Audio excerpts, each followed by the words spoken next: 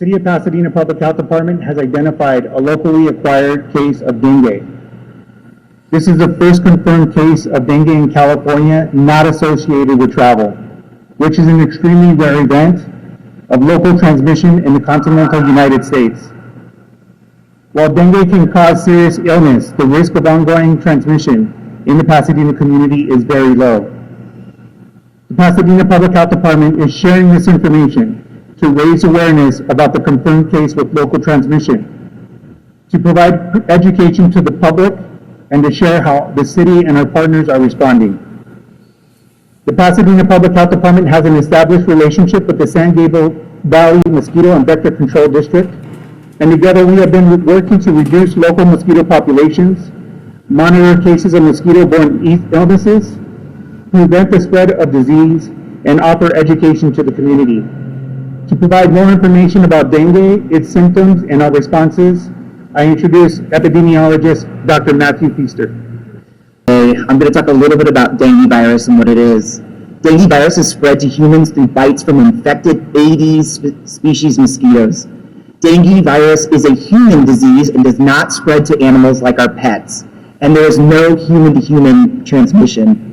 In the United States, dengue cases are typically only seen among individuals who have recently traveled outside of the country to areas that have higher levels of dengue.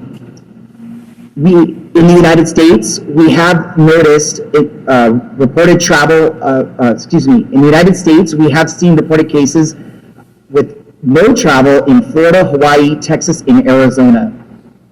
Because the type of mosquitoes, specifically the Aedes mosquitoes, that spread dengue are common in our region, local spread is possible when an infected traveler is bitten by an Aedes mosquito and then bites another person. So we wish to remind the public that the risk is very low and that this is the first time we have confirmed local spread in California.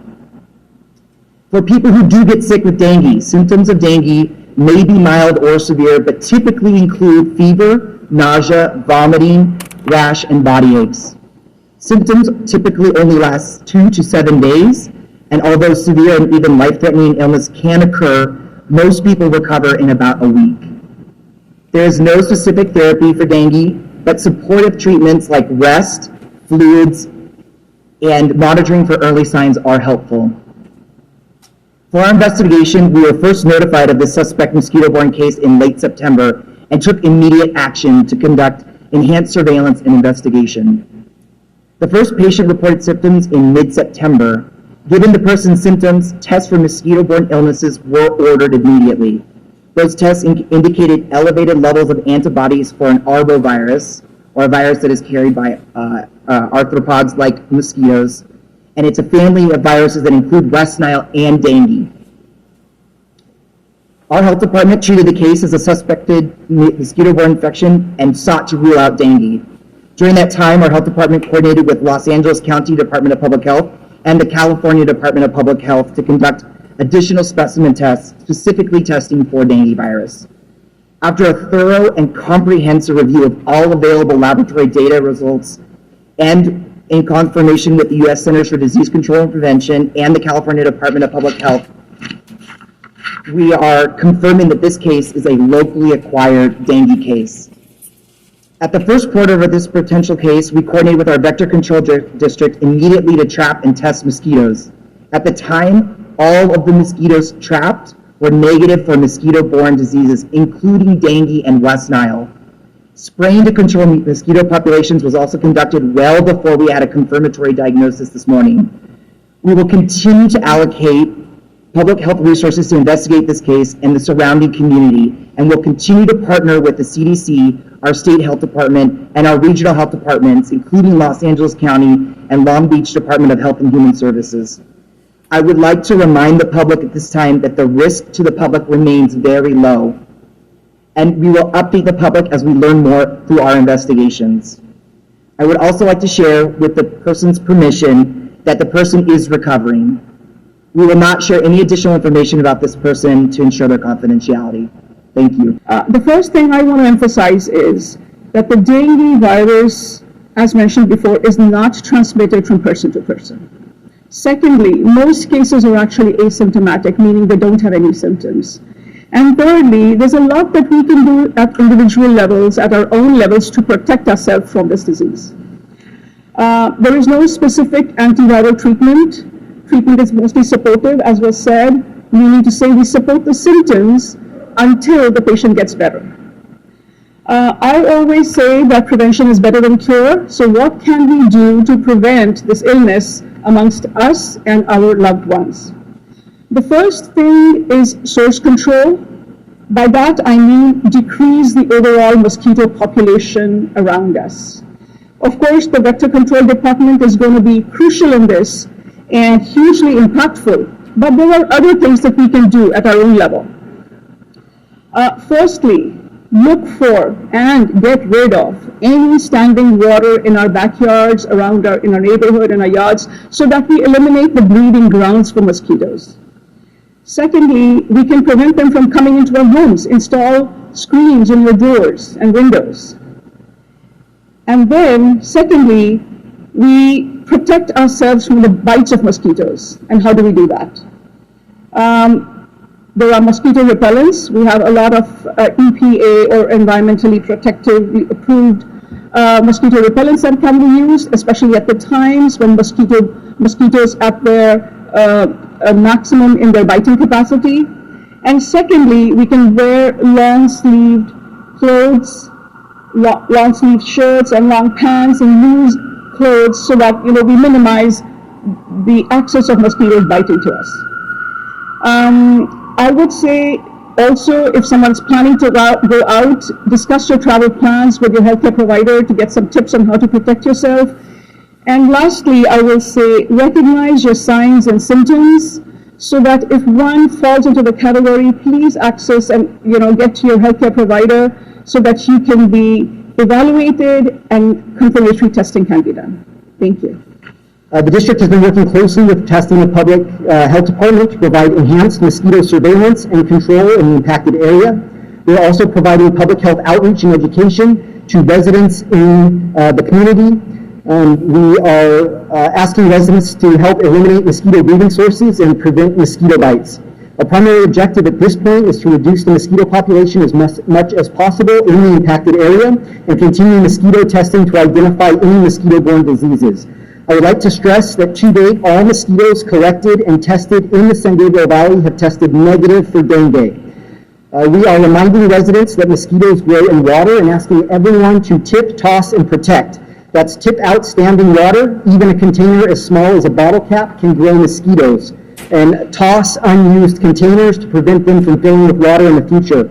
And also to protect themselves from mosquito bites using mosquito repellent with active ingredients approved by the EPA. And those ingredients are DEET, picaridin, IR 3535, and oil of lemon eucalyptus. The district recommends that residents visit our website for more information about our services and to learn more about mosquitoes and mosquito bite prevention at sgvmosquito.org. The district is also making sure that we have staff available to take calls. We will remain open until 7 o'clock tonight and have operators available from 7 a.m. to 7 p.m. tomorrow, and then as needed in the future. So if you have any questions at all, please give us a call or consult our website. There is a lot of great information there on how you can eliminate mosquito breeding sources around your own home and protect yourself from mosquito bites, which is the best way to prevent mosquito-borne disease.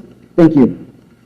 The Pasadena Public Health Department will continue to track developments and work with our local, state, and federal public health partners to protect the community. I want to reiterate the risk of ongoing local transmission is very low. There are no restrictions on outdoor activities, but everyone has to do their part to reduce the potential exposure to mosquito-borne illness. We ask that everyone follow the standard precautions outlined today and address potential sources of mosquitoes on your property. Together, we can continue to protect and preserve community health. I want to acknowledge, here today with me is City Manager for the City of Pasadena, Miguel Marquez. Of course, we have the two public health staff, and Dr. Matt Feaster, who's our epidemiologist, and our interim health officer, and Dr. Parveen Kaur. And we have Executive Director Jason Barnett, In addition, we have representatives from Los Angeles County Department of Public Health, including Dr. Iman Halai, who serves as the Unit Chief of Vector-Borne Diseases. We also have Long Beach Department of Health and Human Services, Communicable Disease Investigator Sabrina Moran Gomez. And at this time, I would like to open it up for any questions you may have. If a person did not have international travel, which is the typical route of transmission for dengue virus, then how might have this been introduced to this person?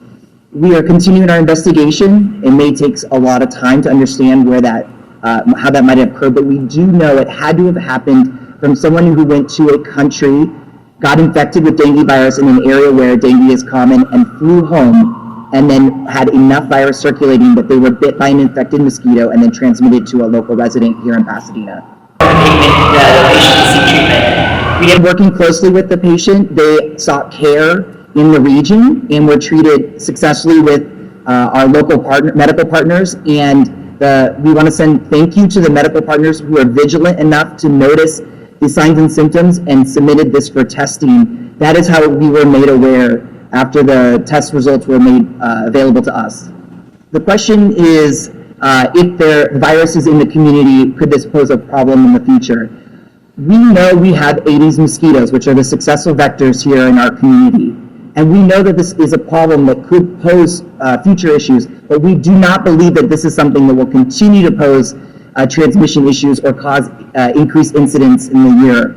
It is something, though, that our health departments take very seriously and our vector control districts, and we've been working for years to prepare for such a moment. And that's why we're very grateful to have our local public health partners and vector control partners here to show this sign of support that we have been preparing for this for quite some time. Yeah, the question is, can we explain a little bit further why we think this won't pose a significant risk going forward? Dengue virus is a human-only disease. It amplifies only in humans. And with vigilance and proper treatment, we can ensure that as a person, if they're infected, we can remove them. I should also say that the prevalence and incidence in the United States is low to no, meaning we do not see these locally acquired cases. This is a very rare occurrence. And so working closely with our medical community with enhanced surveillance, we can ensure that there will not be a continued transmission. As a human disease, how contagious is it? The one thing that I mentioned earlier, that it is not contagious to humans. Man or humans are the end host for this infection. So it cannot be transmitted from person to person. There are very rare instances in which a pregnant woman can transmit it to her child, and it can be vertically transmitted. But those instances are very, very rare. Other than that, there is no human-to-human transmission. Continued warm temperatures throughout the nights. Traditionally, the nighttime temperatures have started to drop in the fall, where we're still seeing warmer temperatures, and so that has also extended the mosquito season longer than we generally see. What's the comparison between West Nile and dengue, for example? West Nile is now a local disease. It was not. It was imported across the United States quite some time ago, but it is carried by our local mosquitoes, the Culex mosquitoes. And we've had a lot of time in our community to build up what is endemicity, meaning it's locally acquired, it is locally transmitted. West Nile, it can be a very serious disease. It's often asymptomatic, and for the most part, we know that people who get West Nile will often go undiagnosed because they might have a high fever, they might feel sluggish, a little tired, and might not report to care. So of the cases that are reported to our health department, we know it's an undercount. So we know West Nile is a very serious disease, and that we see it quite often in our community. And in rare cases, it can cause neurological symptoms. It can include stiff neck, loss, confusion, and sometimes can be fatal, though very rarely. Dengue, on the other hand, being a mostly international disease in areas in the subtropics and tropics, is very rare to be reported to our health departments. We do get quite a few, we get a few a year, and they are always associated with travel. They can be very serious, though the mortality rate is less than 1% among cases if they are properly treated. Yeah, so Aedes aegypti generally have a flight range of about a quarter mile or so. So it's a very small flight range. And so to date, no invasive Aedes mosquitoes anywhere in San Gabriel Valley have tested positive for dengue. We will continue testing really until the mosquito season ends. So we're expecting that over the next few weeks, the weather is going to drop, and hopefully nature will help us out in controlling the mosquito populations. But for at least the next few weeks, we'll be in the area and testing all of the mosquitoes, all of the invasive Aedes that we catch in San Gabriel Valley for dengue. Thank you all, and really appreciate your attention.